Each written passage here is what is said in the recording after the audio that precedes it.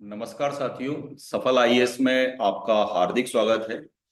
आज मेंस पे चर्चा करेंगे कि जो छात्र अभी 2025 की मुख्य परीक्षा दे रहे हैं उनके सामने समस्या है कि 90 दिन का समय बचा है।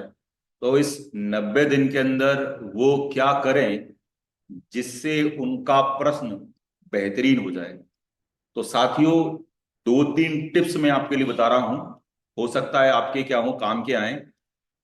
आप सबसे पहले अपने पेपर को देख लीजिए कि सिलेबस क्या है आपका। सिलेबस के साथ साथ उस सिलेबस को ओवरऑल करने का क्या करिए, प्रयास करिए।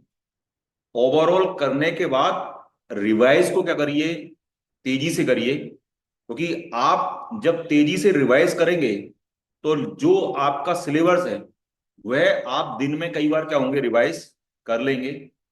कई बार रिवाइज करने का मतलब ये है कि मतलब एक पेपर, फिर दूसरा, फिर तीसरा, फिर चौथा, फिर पांचवा, फिर छठा।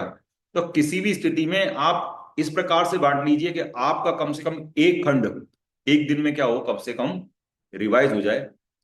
जो 200 शब्द में क्वेश्चन आता है, तो आपके पास जो प्रश्न आपने लिखा हुआ है या जो आपके पास मैटर में है, आप वहीं पर पेंसिल में जो देख लीजिए कि अगर इसको मुझे छोटा करना है, अगर मान लो केवल सिंगल लाइन में लिखना है, केवल 60 शब्द में इसको मेरे को लिखना है, तो मैं कैसे लिख पाऊंगा। और ऐसा कई मैटर आपके पास होगा जो आपके पास मैटर बहुत कम है, और वो 60 शब्द को आपको अचानक अगर 200 में लिखना हुआ तो मैं कैसे लिखूंगा। दूसरा, लिखते समय आप इन बातों का प्रयास करिए घर पे कि कम से कम घड़ी से लगा के कुछ प्रश्न आप लिखिए। चाहे एक प्रश्न आप डेली लिखिए, लेकिन घड़ी से लगा के लिखिए। और ये देखिए कि कितने शब्द आपको उन 3 घंटे में क्या होना है, लिखना है।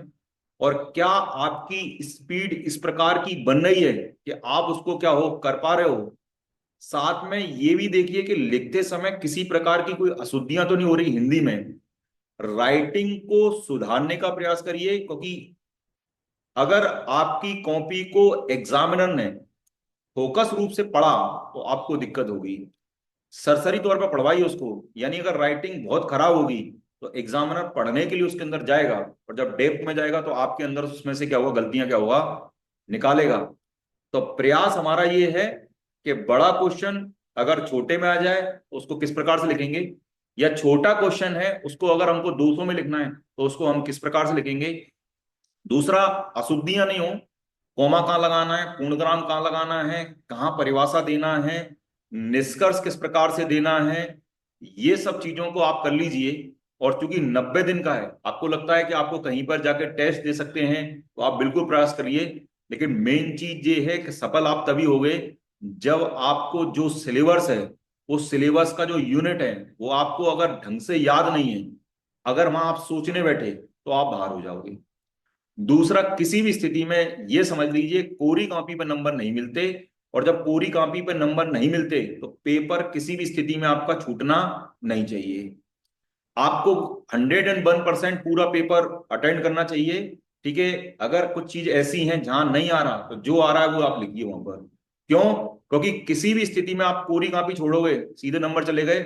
और एक एक पेपर के अंदर अगर आपका छूटेगा तो आप गुणा करके देख लीजिए, अगर 6 पेपर के अंदर, 5 पेपर के अंदर आपका छूटा, तो आप कितने गुणा करने के बाद कितने नंबर का आप छोड़ ही आए, तो जो मार्जिन बनेगा आपका, वो जो आप करके आए उसके हिसाब से ही क्या होगा, बनेगा। लिखिए, प्रयास करिए। ठीक है, आपको अगर कोई कॉपी वगैरह चेक कराना है तो आप हमसे करा सकते हैं। किसी प्रकार से परामर्श के लिए आपसे किसी प्रकार की कोई शुल्क नहीं ली जाएगी। तो साथियों, धन्यवाद।